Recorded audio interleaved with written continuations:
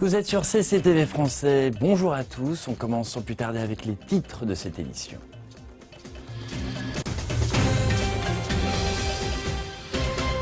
Le président chinois s'est entretenu avec le secrétaire d'État américain à Beijing. Ils ont discuté du développement des relations Chine-États-Unis. La propagation du virus Zika s'étend désormais à plus de 20 pays en Amérique.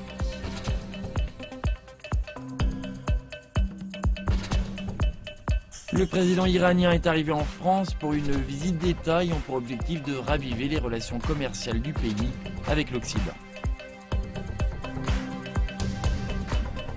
En Pologne, des cérémonies ont eu lieu pour commémorer le 71e anniversaire de la libération du camp de concentration d'Auschwitz. Le café Touba est vendu partout au Sénégal. L'appétit croissant pour la boisson faite de poivre guinéen crée des occasions d'affaires pour les entrepreneurs dans le pays.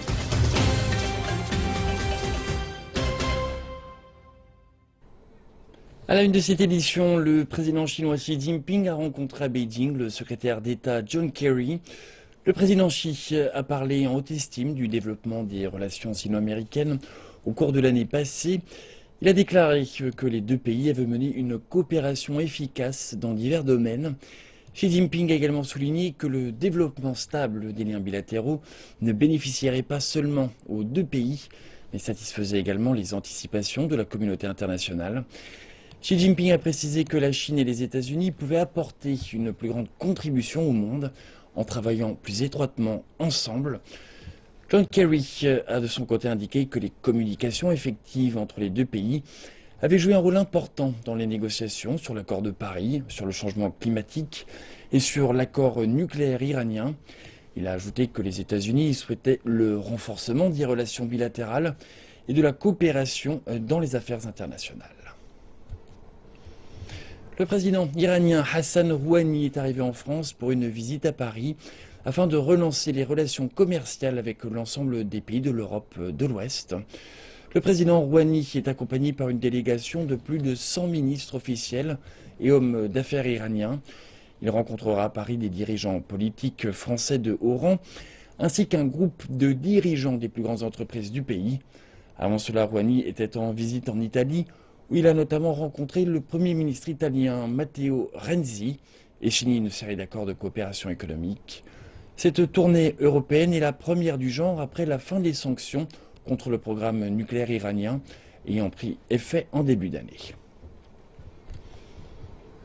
Le président français François Hollande a accepté la démission de la ministre de la Justice Christine Taubira et a nommé Jean-Jacques Urvoas à la place. La démission de Christine Taubira est intervenue avant un débat parlementaire sur la déchéance de nationalité. Le débat portait sur une réforme constitutionnelle permettant de déchoir de leur nationalité française les personnes condamnées pour terrorisme selon certaines circonstances. Christine Taubira était contre la réforme, laquelle, selon le gouvernement, aiderait à éviter que des binationaux français s'engagent dans des actes terroristes. Des cérémonies se sont tenues en Pologne pour commémorer le 71e anniversaire de la libération du camp de concentration d'Auschwitz-Birkenau. Reportage. Les survivants du camp sont venus présenter leurs hommages aux victimes, de même que le président polonais Andrzej Duda et son homologue croate Kolinda Grabar-Kitarović. Mercredi matin, des couronnes de fleurs ont été déposées sur le mur de la mort, où les prisonniers étaient exécutés sous les fenêtres de deux baraquements de prisonniers. Selon les chiffres du musée national Auschwitz-Birkenau, le nombre total de victimes entre les années 1940 et 1945 est compris entre 1,1 million et 1,5 million de personnes. La majorité d'entre elles étaient des juifs qui sont arrivés au début de l'année 1942 pour être tués dans les chambres à gaz.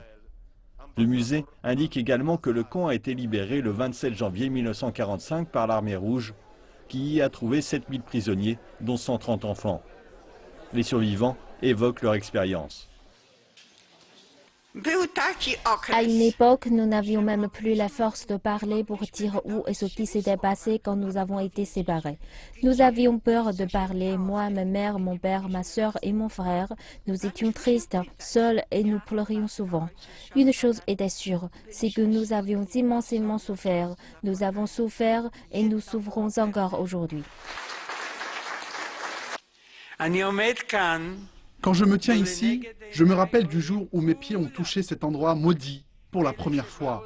En me tenant ici, je vois devant mes yeux tous ceux qui ont été ici devant moi, avec moi et après moi, et qui ne sont jamais revenus. Je me tiens ici et je me souviens de mon premier jour. La Banque mondiale revoit à la baisse ses prévisions de cours du pétrole brut pour 2016 en fixant le prix du baril à 37 $. Une prévision qui est supérieure au niveau actuel qui s'établit à 30 $, ce qui signifie que le cours sera à la hausse plus tard dans l'année.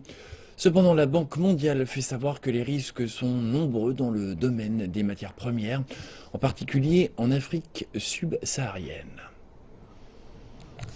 Alors que le pétrole a continué de circuler dans les oléoducs russes, dans les sables d'Arabie Saoudite et dans les puits de fracturation hydraulique d'Amérique du Nord, les préoccupations concernant le ralentissement de la demande en provenance de la Chine et d'autres marchés émergents ont contribué à la baisse des prix ces derniers mois.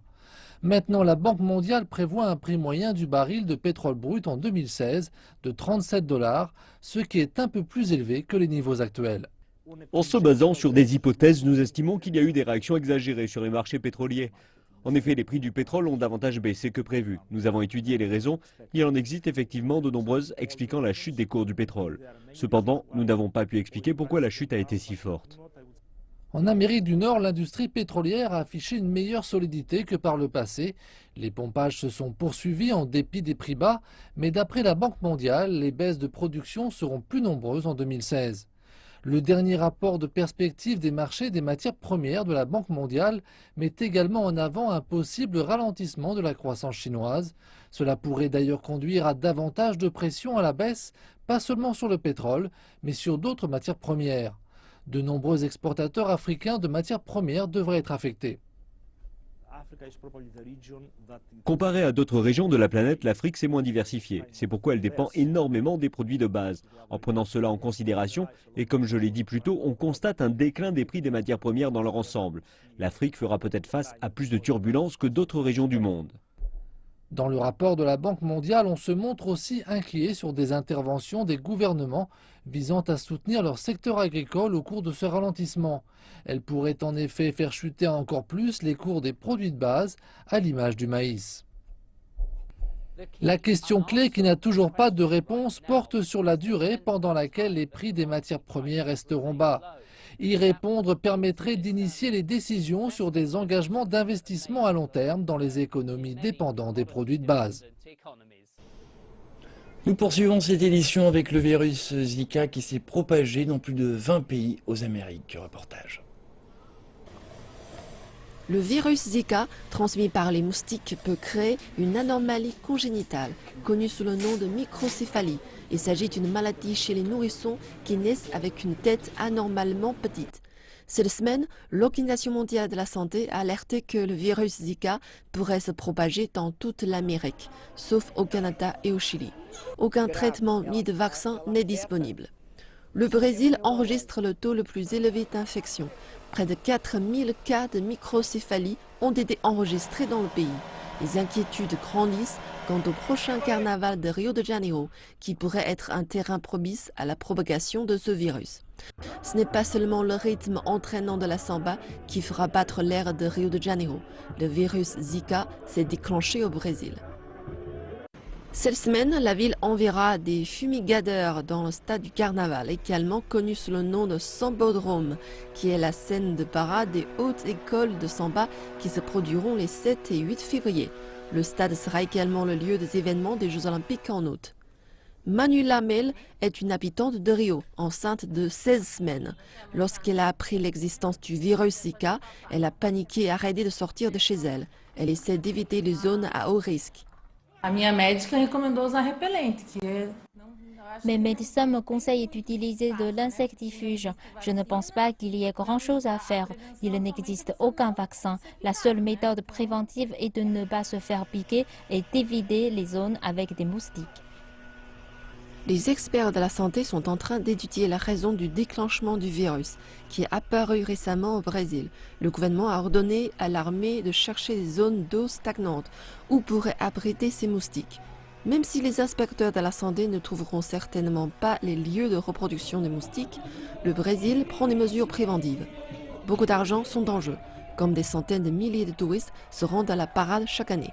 Et le Brésil s'attend à accueillir encore plus de visiteurs lors des Jeux Olympiques de cet été. Le gouvernement chinois a dévoilé un projet de règlement très contraignant portant sur l'industrie des prêts pair à pair, ce qu'on appelle aussi le P2P. Et même si les règlements ne sont pas encore officiels, ils devraient bouleverser la façon d'opérer des sites. Le but est de diminuer les risques financiers et de mieux protéger les investisseurs. Plus de détails dans ce reportage.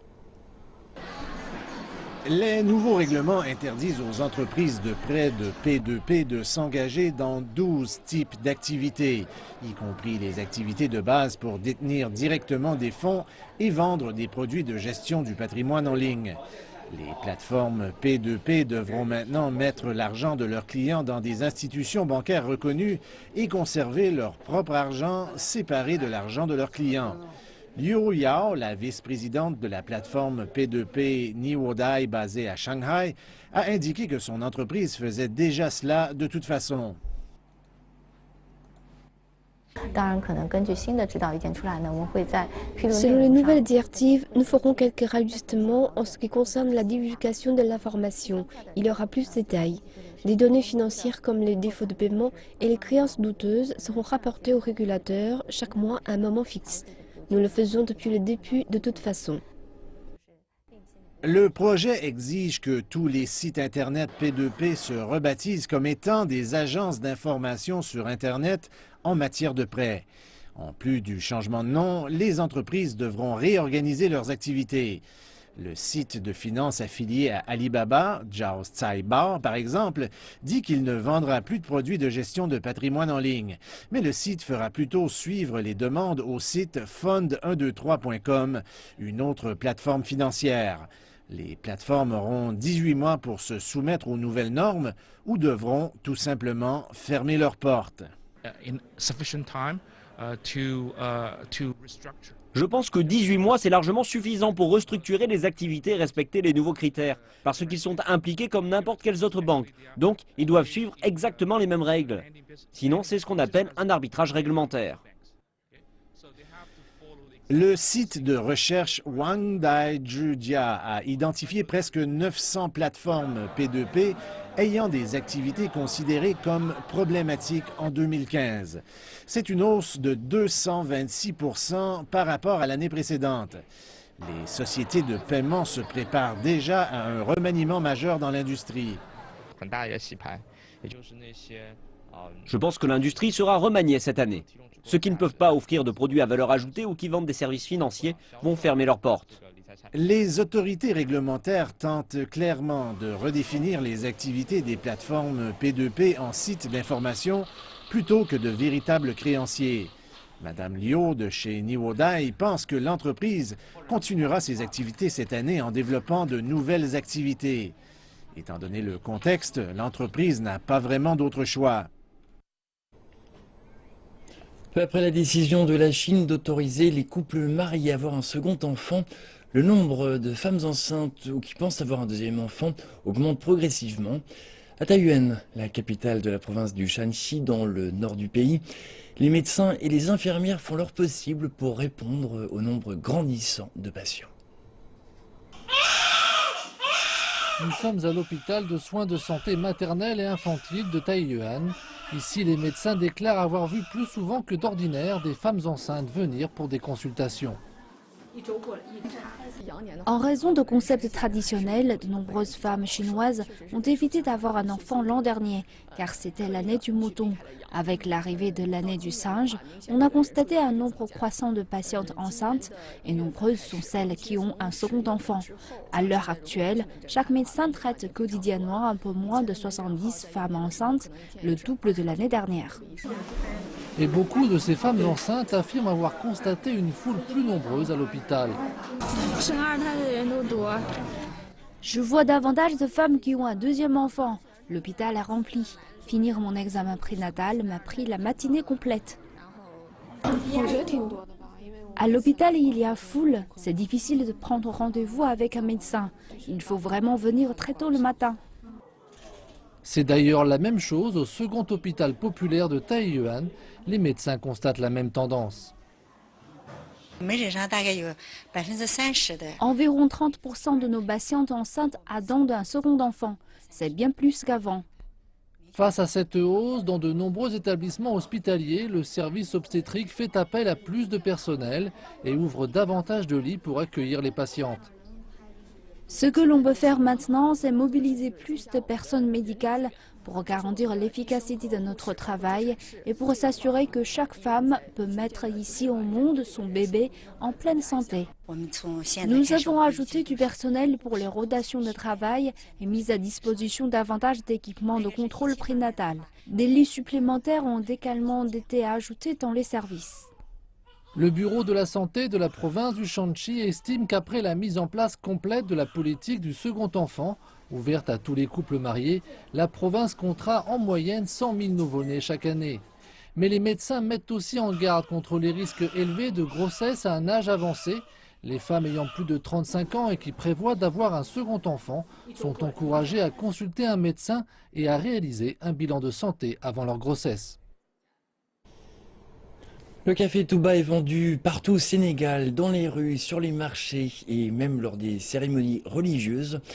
L'appétit croissant pour la boisson faite de poivre guinéen ou de poivre noir africain excite non seulement les papilles gustatives, mais elle crée aussi des occasions d'affaires pour des entrepreneurs dans le pays. Reportage. Le prix d'une tasse de café Touba varie selon les emplacements, de 50 à 100 francs CFA. Et cette boisson chaude a eu un grand impact dans la vie de beaucoup de jeunes personnes au Sénégal. Nous faisons ici un café Touba de grande qualité. Chaque jour, nous faisons l'équivalent de 25 kg de café avec 8 litres par kilogramme. Je peux faire entre 120 et 160 $ de bénéfices chaque jour. De toute façon, les affaires vont très bien et j'ai l'intention d'investir dans un autre projet rentable comme celui-ci qui emploiera plus de jeunes. Avec l'argent que je fais, je peux m'occuper de ma femme, payer les études de mes 2 enfants et aussi économiser. Mais nous devons reconnaître que c'est une activité très difficile parce que la préparation du café Touba exige beaucoup de temps. Nous le faisons aussi par passion parce que c'est un endroit où la communauté se réunit.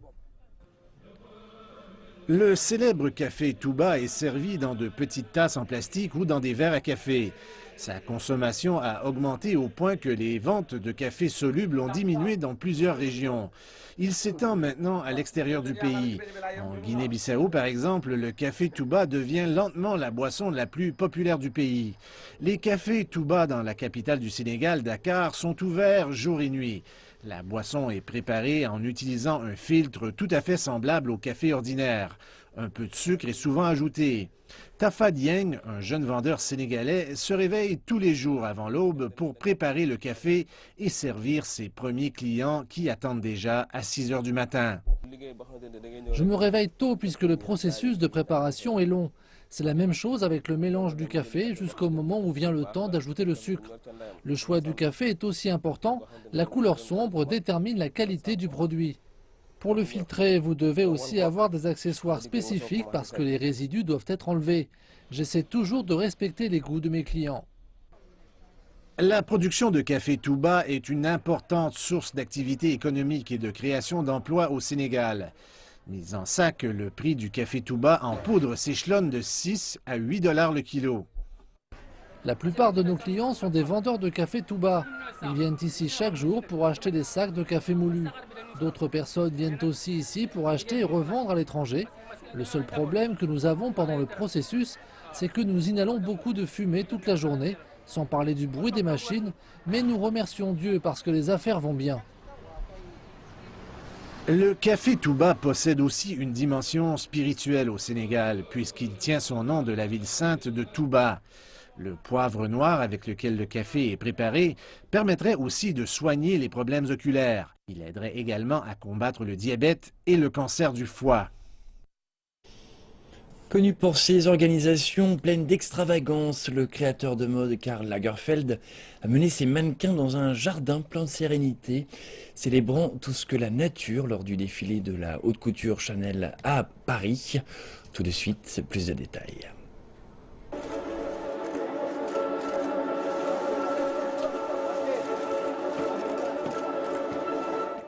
Après avoir précédemment transformé le Grand Palais en un aéroport, un supermarché et une brasserie, le vétéran de la mode, qui est la tête pensante créative de Chanel depuis 1983, a envoyé ses modèles dans une maison en bois et sur un chemin de nature bordé d'une éclatante pelouse verte. Les mannequins avec leurs cheveux en arrière portaient des sacs en ceinture assez grands pour y mettre des téléphones portables ou autres tablettes. Vous savez, c'est une influence d'un peu tout. Ce n'est pas comme dire « allons, faisons japonais ». Il n'y a pas de kimono, non, non, non. C'est une forme d'attitude zen de relaxation dans l'esprit moderne d'aujourd'hui.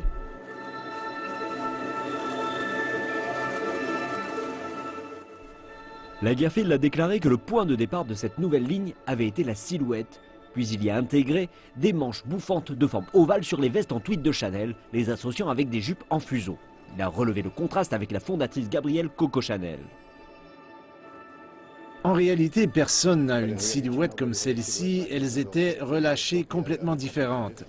Pour moi, c'est vraiment quelque chose, la silhouette et l'attitude de ce 21e siècle. Et cela commence par les chaussures et finit avec la chevelure.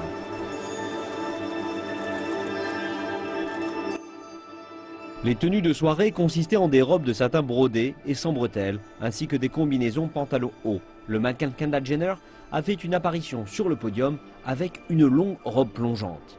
Les mannequins sont arrivés sur le podium sortant d'une grande maison de bois dont Lagerfeld a dit qu'il aurait aimé la construire pour lui-même.